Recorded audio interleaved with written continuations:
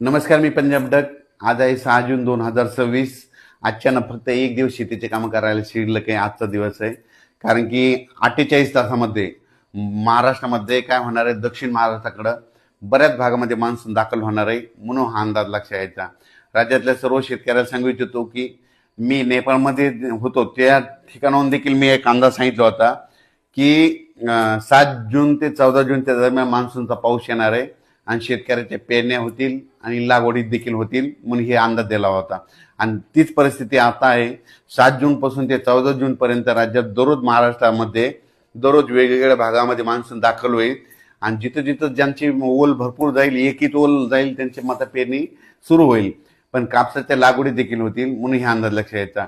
म्हणजे 7 जून पासून काय होणार आहे, सातारा, सांगली, सोलापूर, कोल्हापूर, पुणे, अहिल्यानगर, लातूर जिल्हा, बीड जिल्हा, धाराशिव जिल्हा, जालना जिल्हा, परभणी जिल्हा ह्यामध्ये काय होईल, 48 तासामध्ये तिथं मध्ये मान्सून दाखल होईल. म्हणजे 7 जूनच्या दरम्यान तिथून ते मान्सून काय होईल, थोडं पुन्हा आणखीन पुढं सरकत.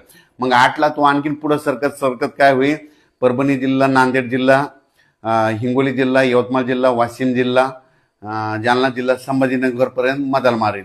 मग तिथून काय होईल, परत ते पुढं काय होईल, वर्धा, नागपूर, भंडारा, गोंदिया, चंद्रपूर, यवतमाळ, अमरावती, वाशिम, हिंगोली, अकोला, बुलढाणा तिथपर्यंत जाईल.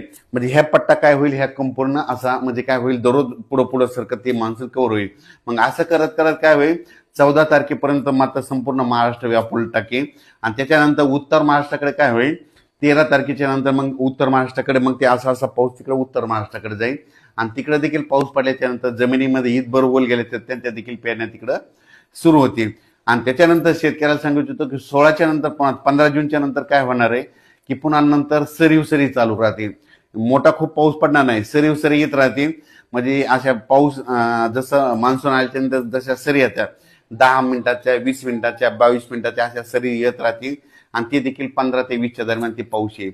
पण 20 जून ते 30 जूनच्या दरम्यान परत राज्यामध्ये ज्यांची पेरणी शिल्लक राहिली, कोणी त्या पेरणीमधून वंचित राहिली, मग 20 जून ते 30 जून मध्ये एक पाऊस येईल. म्हणजे ते काय होईल, 20, 21, 22 जूनच्या दरम्यान ते पाऊस येईल. त्याच्यामध्ये काही जणांच्या शेतकऱ्याच्या पेरण्यावरती लागवड होतील. आणि 25 ते 29 जून मध्ये जे पाऊस येईल त्याच्यामध्ये देखील शेतकऱ्याच्या काही लागवडी होतील. आणि त्याच्यातून जर काही शेतकरी उरले तर 10 जुलै ते 15 जुलैमध्ये एक पाऊस येणार आहे. 10 जुलै ते 15 जुलैमध्ये दरवर्षी महाराष्ट्रात पाऊस पडतो. आणि त्याच्यामध्ये राहिलेल्या ज्यांच्याकडे वापसा नसली त्यांच्या पेरण्या होतील, म्हणून हे अंदाज लक्षात यायचा.